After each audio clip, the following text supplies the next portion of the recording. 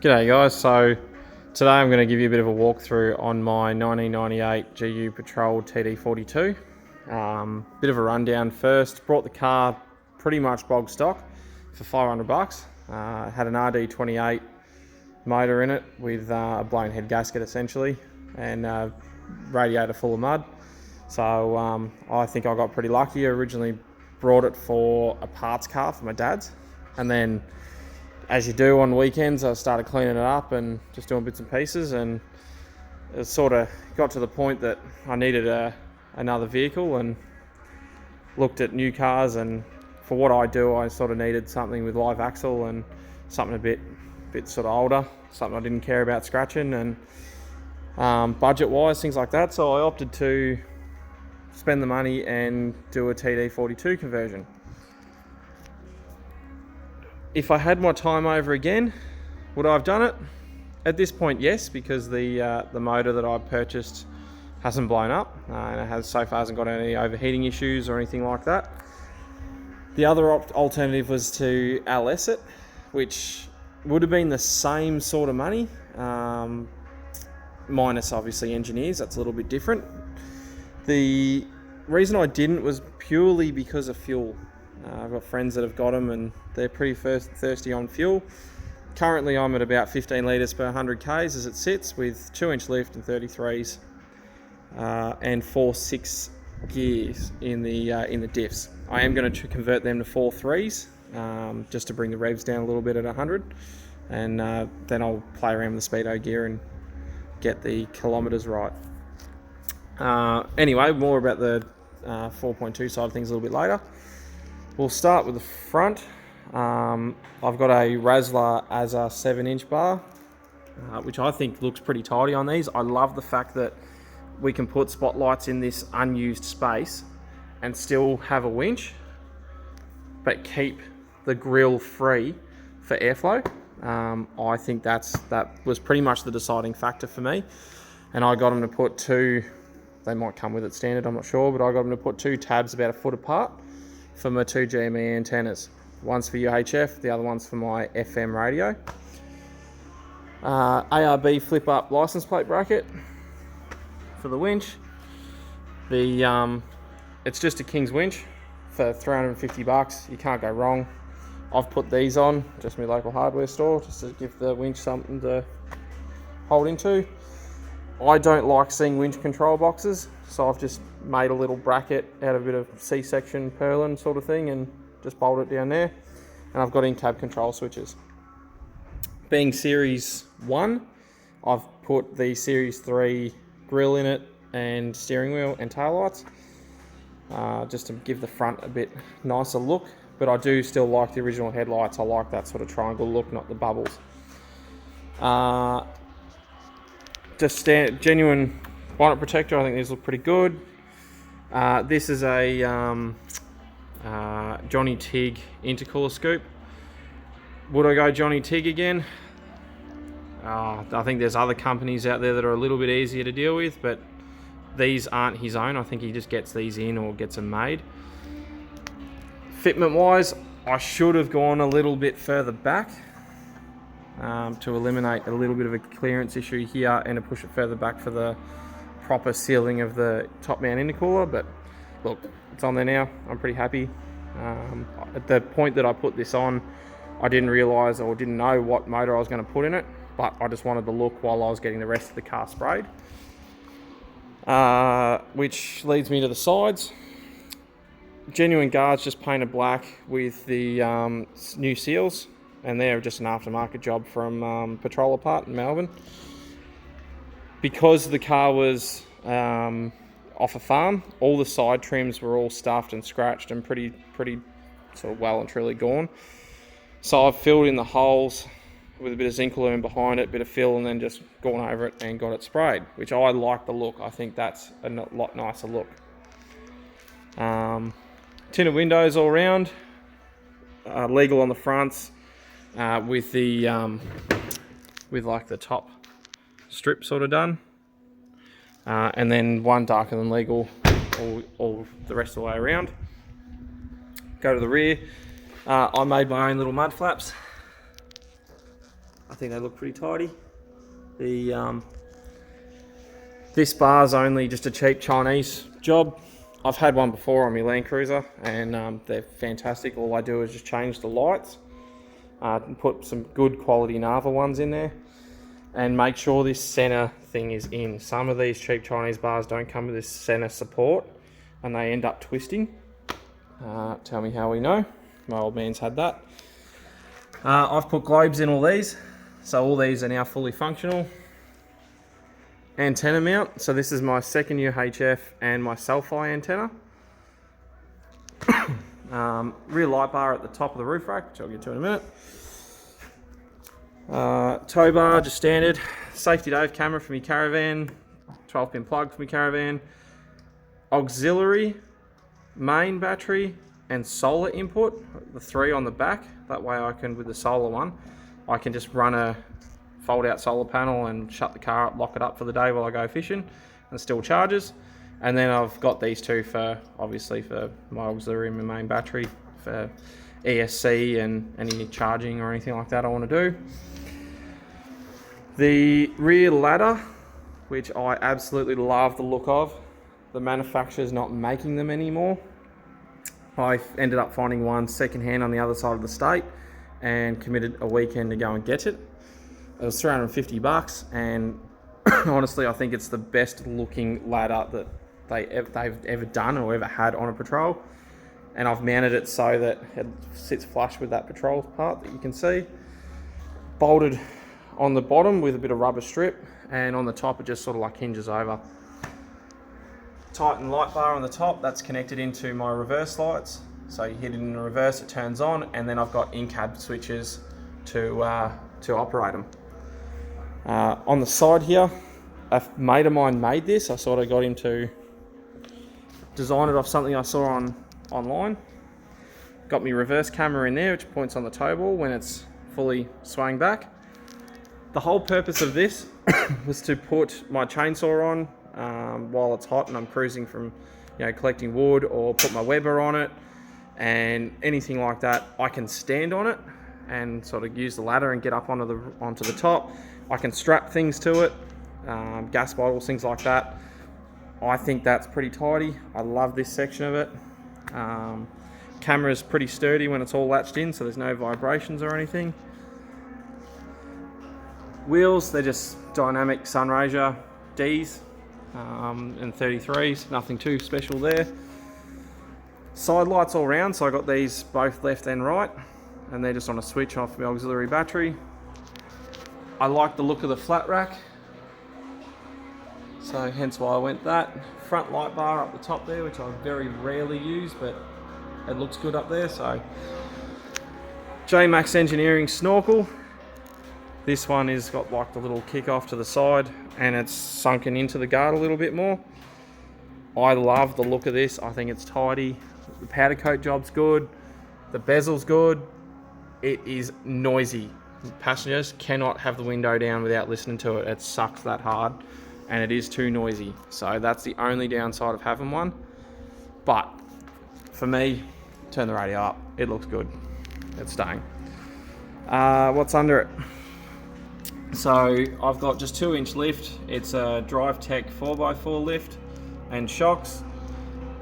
Not the best quality, $770. So, it is what it is, but it rides okay. I'm not one of these Instagram influencers that have got endless amounts of dollars and endless amounts of sponsorships. So a budget 2-inch lift to get me by, gets me by. We'll go into in the car, I guess. So the XR6 seats, straight off the bat, I got these for $150 the pair, and they are virtually brand new. And Hurricane Fabrications seat mounts, again, friend of mine, does a ripper job. They bolt in well. I'm pretty short, so they raised me up a little bit in terms of my driving position. Love it, recommend it, back support, unreal. I've got it in my Land Cruiser as well.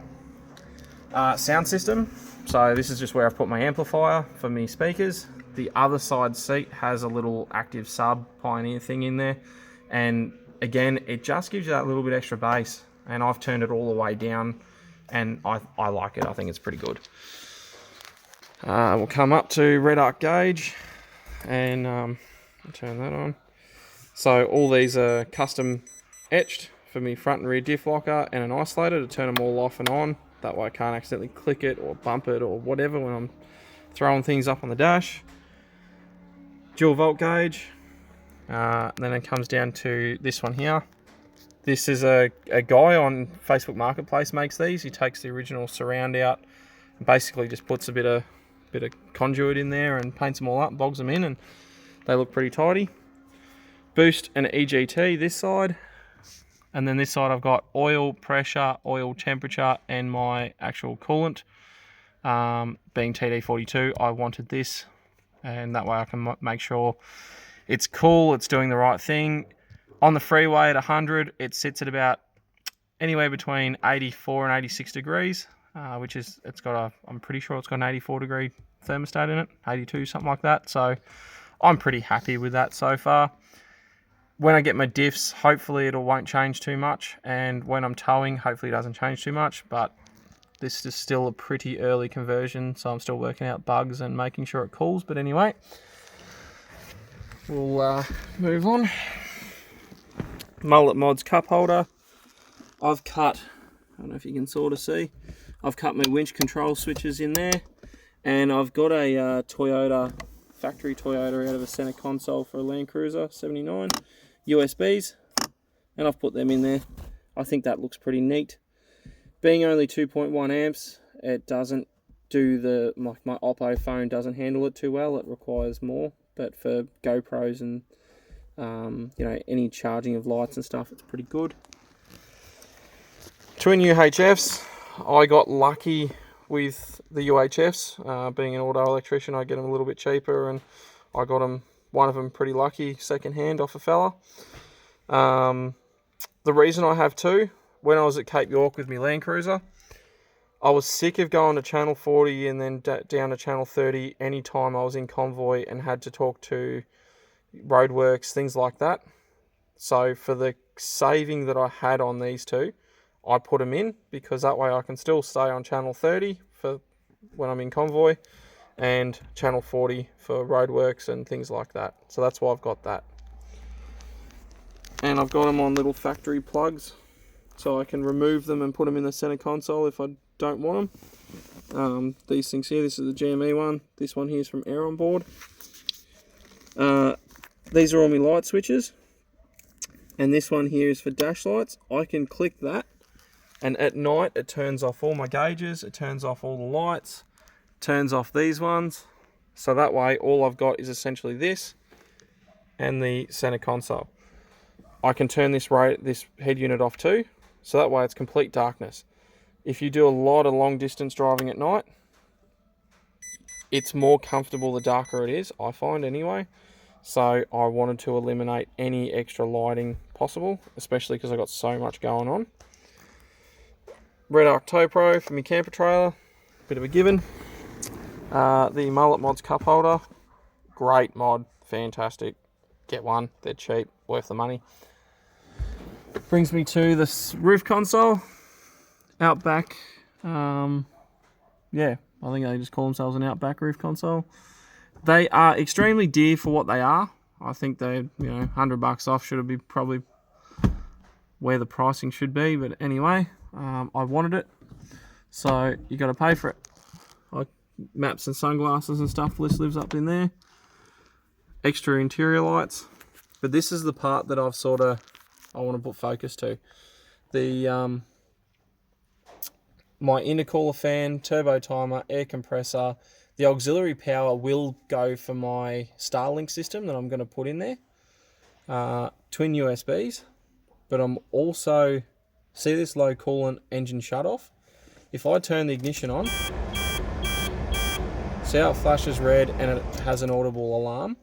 So I've got a red arc low coolant alarm. Again, being TD42 and especially with unknown kilometer engine, I wanted, if something was to happen, say coolant drops or I get a stick in the radiator or anything like that, this low coolant alarm goes off.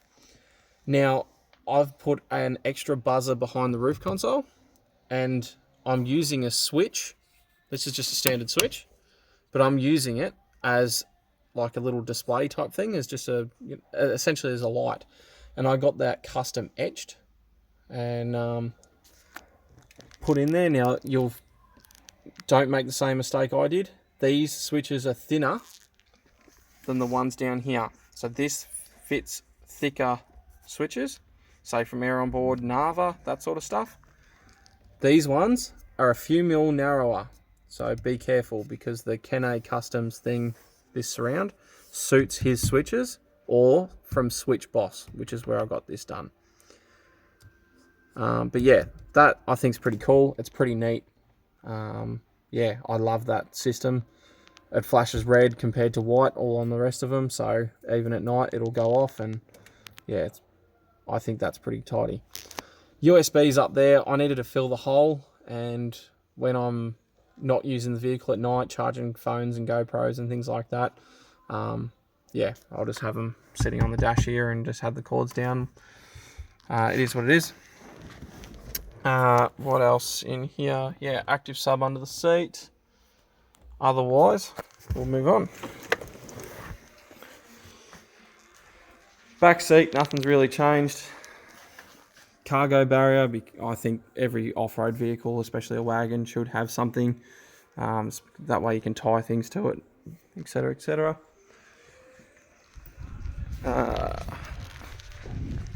Open the back. This part is full custom. Had a bit of a good, bright idea. I wanted a false floor to hide a water tank and to house like all my switches and accessory sockets, things like that. Now, I've got a dual battery under the bonnet. Because of that, I'm trying to utilize space, and I'm big for trying to hide as much as I can in crevices and things like that. Especially because I've got a lot going on electrically.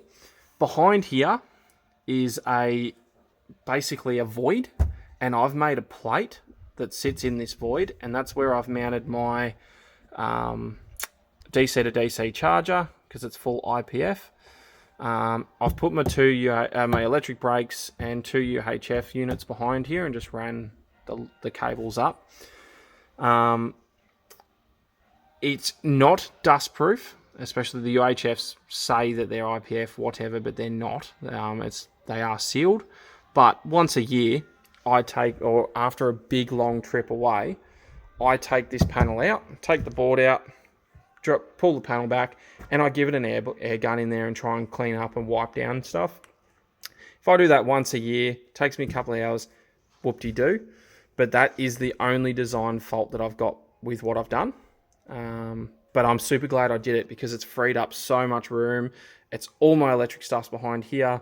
I've got circuit breakers on everything that's important, so charging, Anderson plugs, my fridge socket, all that sort of stuff. Any minor, more electrical things, I've got here in this factory Toyota fuse box. Obviously, fridge socket for my Anderson plug, and I've used the void.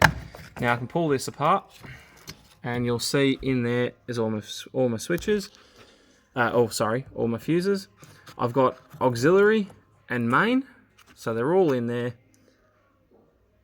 And these blocks, as you can see, I think that's the part number there for the blocks. You can buy these as a kit, change your fuses, and it's all relatively safe, it's all accessible, and I think it's a good sort of, place to save room. Anderson for the fridge, as I said. Now we'll move on to my false floor. Front, I've got custom switches again for interior lights. I've got them either side. And then I've got also this little one for up there. Eventually I'm going to put a table here. That's why I did that.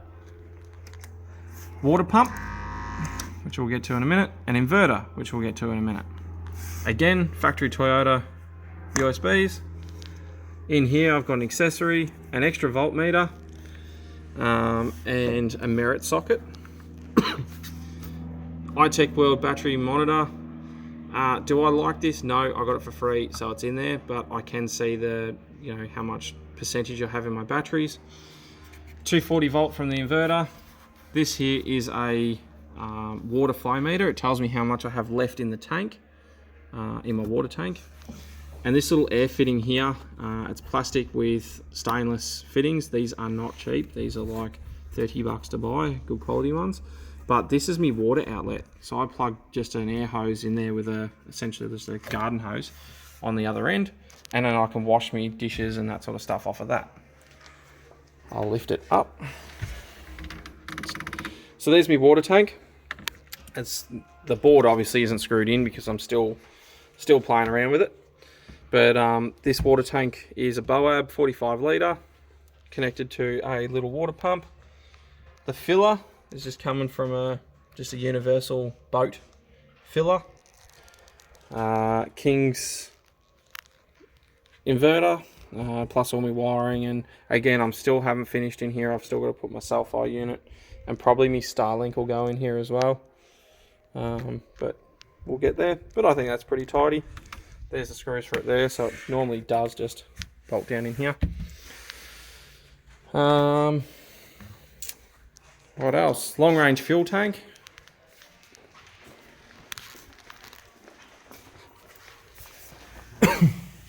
So long range fuel tank in there. I got that relatively cheap too and put it in on the ground. It was a great job. What else?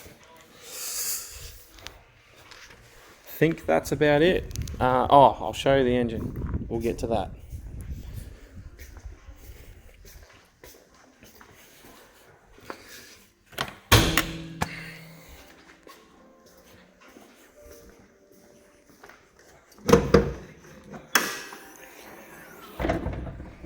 So TD42. Am I happy? Yep, I'm happy with it. As I said at the start of the video, so far it hasn't blown up. Have I spent too much money on it? More than what I thought. I didn't put it in myself. I got a friend of mine who's been a mechanic for, well, ever. He's very good at what he does. He helped me put it in and really looked after me on price. The intercooler I got second hand, motor second hand. I paid too much for the motor, but again, it hasn't blown up, fingers crossed, touch wood, all that sort of stuff, so maybe it's not as dear as what I thought. New radiator, got the biggest that Cool Drive could offer, and I've put my low coolant alarm in there.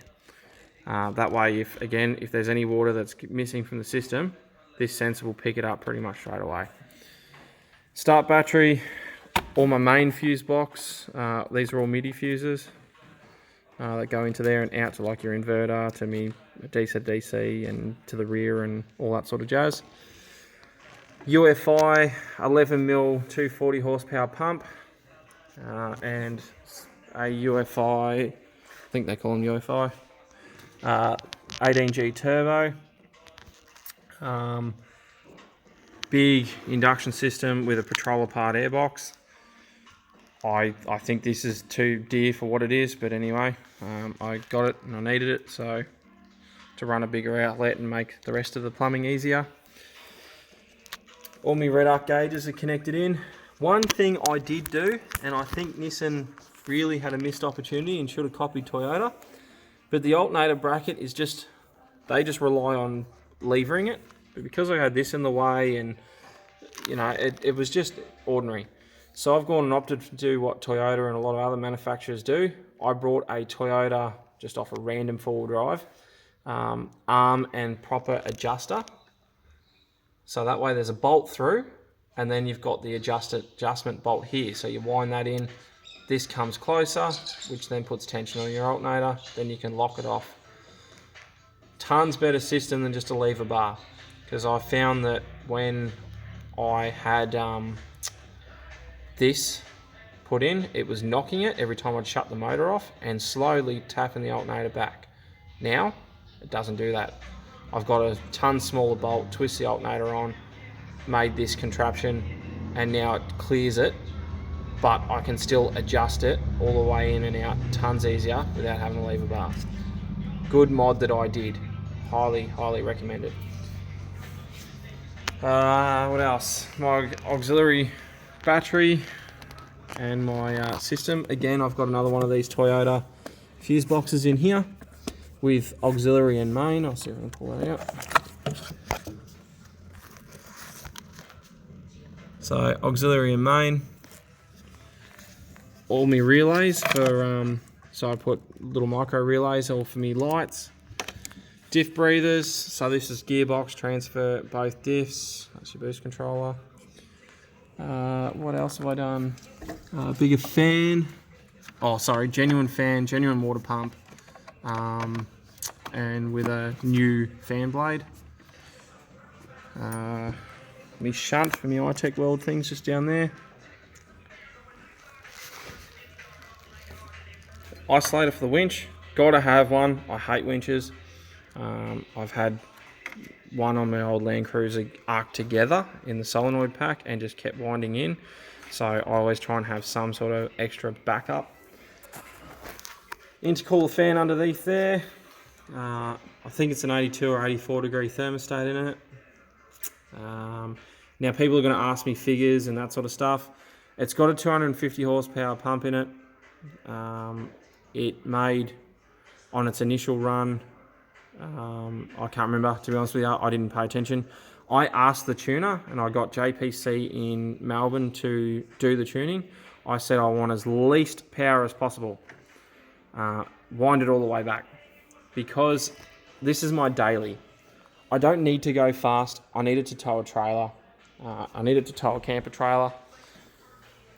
I want to sit at 100 and be comfortable. 160 horsepower is what it came out as the lowest amount it could possibly do safely. And I am happy with that. I don't need to go too stupid. And I think that when you start increasing horsepower, you increase fuel, you increase heat, you increase everything.